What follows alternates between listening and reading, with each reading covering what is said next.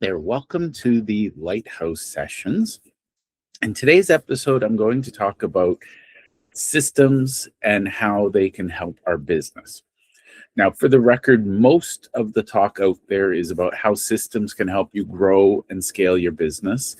And there's somehow the assumption that the only valid business is one that was built to scale and at some point sell. I want to share a little side note that even if you are a solopreneur, if you create systems for your business, you can optimize them. And I know perfectly well there's a massive segment of the population of entrepreneurs or business owners that are happily solopreneurs. They just, maybe they're digital nomads, but they're happy working by themselves. I know me personally, I don't want to manage a team. I don't ever want to have a team beneath me. I don't want to ever have to manage or lead people. I just rather do my own thing as a solopreneur. I resisted systems thinking, well, this is how I do things. I don't need systems. But one of the things I wanted to share is that systems can set you free. And I will credit the aha moment. It came in two parts. Number one, it was reading James Clear's book, Atomic Habits, and it was me realizing that systems are just business habits. And the key to, he said it well in his book. I think it was something along the lines of, we don't rise to the level of our goals, we fall to the level of our systems. And I think that's very, very true.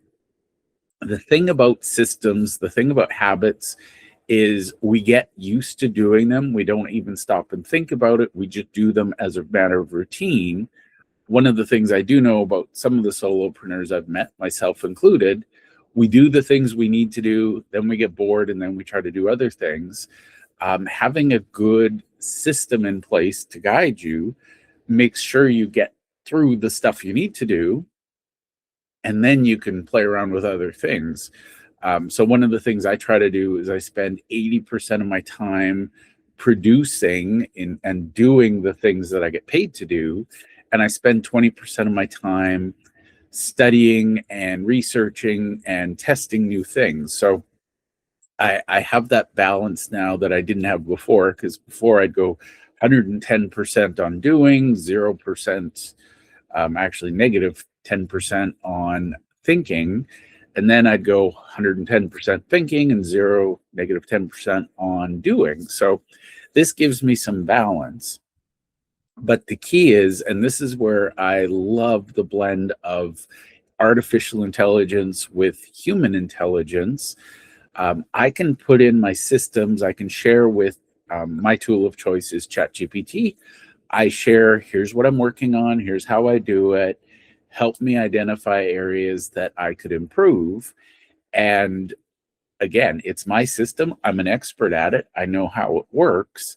I can read the output from ChatGPT and I can discern a good output from a bad one. So what I do is I'm looking for areas of waste or inefficiency or ineffectiveness. And one thing I found really, really useful is I set my North Star goal. Here's what I want to accomplish over the next 10 years. And then I run everything I'm doing through that filter. And the question is simple. Is this getting me closer to my goals or further away? And to me, stopping and pondering that question is really, really useful. I now have it as a habit. So when I start something, I ask, is this getting me closer to my goals? If it's not, why am I doing it? So that's the message for today is it's okay to scale. If you want to scale, go ahead. The other lesson for me was when I first read Traction by Gino Wickman, and then I think it was Rocket Fuel next, I immediately resisted and said, nobody's telling me how to do this. I'm going to do it my way. And then I did a little deeper dive, and I realized that Gino Wickman is, in fact, a visionary entrepreneur.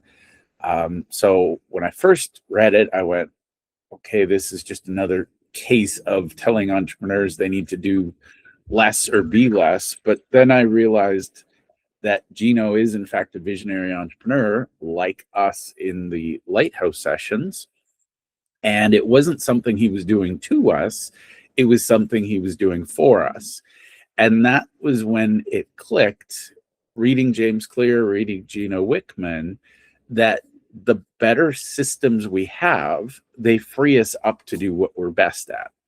So I've even got, believe it or not, I have a system for how I brainstorm. I have a system for how I turn brainstorming into actual tangible ideas, how I create business plans, how I actually generate activity, how I select my activity. So for me, the more systems I have, and again, I'm visionary entrepreneur, so I do reserve the right to say, today I'm not following the system.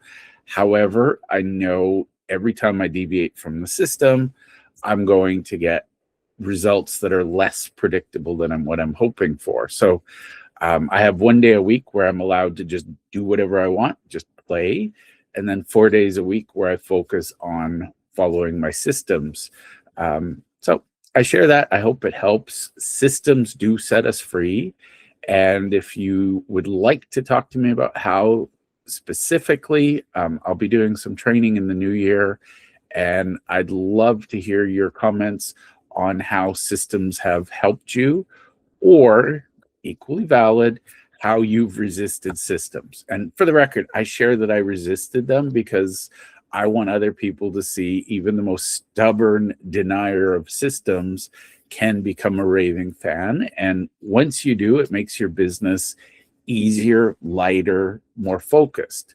So I actually work less now than I used to. I used to hold the badge of honor of 100-hour work weeks.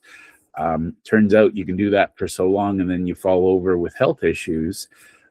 Now I try to keep a nice balance. And again, I love what I do. It's just reducing as much of the grind stuff that I hate so that I can focus on the stuff I love. So think about how systems could make your life better.